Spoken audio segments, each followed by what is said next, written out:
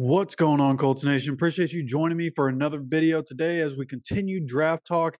We're going to switch positions. We've talked a lot about cornerbacks and the fact that a lot of different people are mocking the Colts getting a cornerback. So that looks like the way it could go in the first round. But there are a lot of mock drafts as of late that have a certain tight end sliding down draft boards, and that's going to be Brock Bowers. And as I was going through YouTube comments today and trying to reply to people, I saw a lot of people talking about Brock Bowers. Let's go get Brock Bowers. And if all the mock drafts that are coming out lately are correct, then he could end up being available at 15, or could at least slide down enough to where the Colts can trade up a couple spots maybe and be able to snag him. Now, what's the likelihood of Chris Ballard trading up? Probably not likely. So we'll see what happens there. We're going to assume we stay at 15. And the first thing, like when you start this conversation, it's, is he even going to make it to 15? And what I'm looking at, like we've already kind of talked in the past. If you haven't seen a video where we talked about Brock Bowers in the past, then just know that I believe the Chargers at the number 5 pick are very likely to pick Brock Bowers. But if he somehow doesn't go to LA, if they end up drafting a defensive end, or if they go offensive lineman, or however it may go, maybe they go receiver with the number 5 pick, whatever the Chargers end up doing, if it's not Brock Bowers and he keeps going, then I think a team that's been mentioned is the Tennessee Titans. But they also have Chig. I don't know how to say his entire name, so I'm not even going to try. But they have a tight end that I think they like. Maybe they would say, let's go ahead and get Brock Bowers because Brock Bowers is an absolute star. But right now, I think they have more pressing needs than to go and get a tight end. But then as you get to number 10 and start going past 10, that's where it starts to get iffy. Any of these teams could end up drafting Brock Bowers, right? The Jets.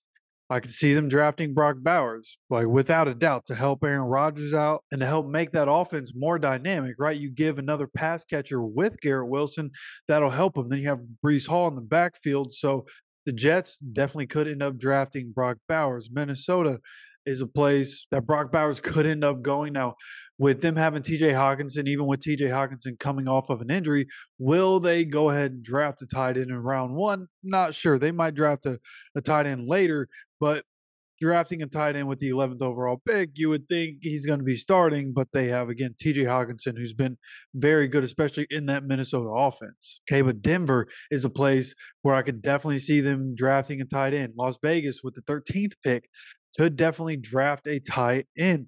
This is a place that all these guys, right? New Orleans at number 14. I don't think they'll go tight end, but wouldn't be completely surprised if Brock Bowers is available if they draft him at number 14. So when you look at it, look at 10 through 14, the only one of those that I really don't see drafting a tight end or, completely Xing Brock Bowers out of the conversation is going to be Minnesota. And then you get to 15 where the Colts are. If he's still somehow there, yes, you take him, right? You look at everything that is Brock Bowers. Brock Bowers, 6'4", 240. And he's a guy that has breakaway speed for a tight end. Again, 6'4", 240, and he can run away from guys. You turn on the tape, and he's running away from guys. Okay, now is he going to be able to run away from everybody in the NFL? No, there's going to be people that are going to catch him, but he would come in and presumably probably be the fastest tight end in the NFL. Okay, and his yards after the catch is something that is rare at the tight end position, right? We've seen George Kittle be able to do it, and I think that's a good comparison is George Kittle. Maybe not in the run blocking. George Kittle is elite at run blocking, especially being in the system that he's in and being coached the way he's coached. But I think Brock Bowers can be a lot like George Kittle in terms of yards after the catch. But he has also enough twitchiness and enough explosiveness in the short area to be able to create separation, to have really good sharp cuts as a tight end, right?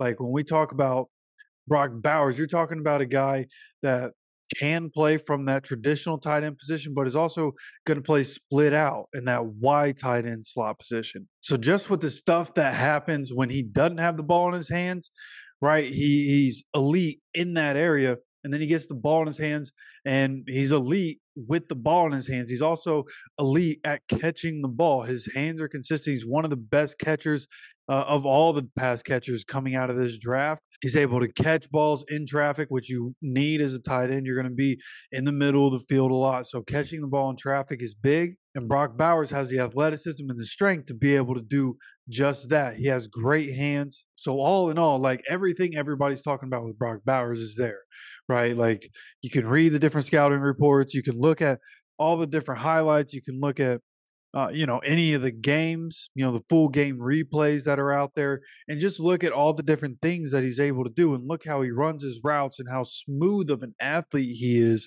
for somebody his size. It's absolutely rare. So to be a guy that's a tight end and to be graded in the top 10 by pretty much everybody, like there's a reason for that, right? Brock Bowers is one of the best players in this entire draft. And not only is this guy like, what he does on the field is absolutely amazing. And anytime he touches the ball, he can go score a touchdown. But this guy that is a 3-year starter on a team that won back-to-back national championships, and that kind of experience coming into the NFL, playing in the SEC, winning back-to-back championships as somebody playing in the SEC, to be one of the best players in the entire country on a team in the SEC. This is a guy that with everything that goes into it, right? 2022, 2023, John Mackey Award winner, best tight end in the country 2 years in a row. And even in 2023, when he didn't play every game, 2023, unanimous All-American, 2022, first team All-American, 2021, second team All-American, all 3 years an All-American. Absolutely ridiculous. This guy is a total package. Okay, he's going to come into the NFL at 21 years old. He'll turn 22 on December 13th. Okay, this is a guy that's very young. Again, coming in as a 3-year starter, plenty of starting experience for this guy in college, which is exactly what you want, going against a bunch of different guys that are going to end up in the NFL, right? The SEC. It's just the way it is. A lot of the guys that he played against will touch grass in the NFL. So with everything that goes into it, I'm right there with you. Now, in terms of do we draft Brock Bowers at number 15, that's really the big question. Everything about Brock Bowers is great. But do the Colts need a tight end? And that's such a difficult question to answer because if he makes it to 15, he's likely going to be the best player available left in the draft. So, and in that regard, yeah, it'd be smart to draft him. Now, you look at what the Colts have, even without Mo Cox, like just take Mo Cox out of the equation. You have Kylan Granson, you have Jelani Woods, who's supposed to be coming back, who we all have high hopes for. And then presumably, at least at this point, Drew Ogletree's still on the team. Will Mallory looked like he was flashing, looks like he could be a factor. So, I mean, even if Drew Ogletree isn't part of the team, you have the other 3, right? That's 3 tight ends for the Colts. Now, what do we do at that point? And maybe the way it happens for the Colts is that they're able to trade Will Mallory and the number 15 for the number 5 overall pick to the Chargers, right? Maybe it's something as simple as that, right? Will Mallory can go be on the Chargers. The Chargers can have the number 15 pick. We take the 5 pick. We take Brock Bowers because Marvin Harrison Jr. is most certainly going to go in the first 4 picks. So maybe we trade up to take Brock Bowers at number 5. And I think that would make sense. Like if you're going to get rid of one of your tight ends, that makes sense. But if you're going to keep at least the 3 tight ends, right? Kylan Granson, who's going into the last year of his contract. You have Jelani Woods, who you hope can break out. Will Mallory, who you hope can break out, right? Do you need to draft Brock Bowers? And that's where I get hung up with the Brock Bowers conversations. I just don't think that's something that the Colts should really consider if they have all the other guys. I want to see what Jelani Woods can be. Now, Brock Bowers, the conversation around is Brock Bowers is like as sure a thing as an NFL prospect as you're going to get. Okay, no guy is ever actually just guaranteed to be great. But just like Justin Jefferson, like he's as sure a thing coming into the NFL to be great as you're going to find. So this conversation can just go back and forth and back and forth. And I can continue to just go out of my mind and basically repeat myself on why you could take him and why you can't take him. I think Brock Bowers is great. If we got him at number 15, yes, I would be just fine with that. But if we stay at 15 and there's some of the other guys that we've talked about at this point, some of the guys that we're going to talk about in the near future that are going to be able to be there, right? Brian Thomas. You think about Tyrion Arnold, right? There are a couple different guys that I'm thinking about for that number 15 spot.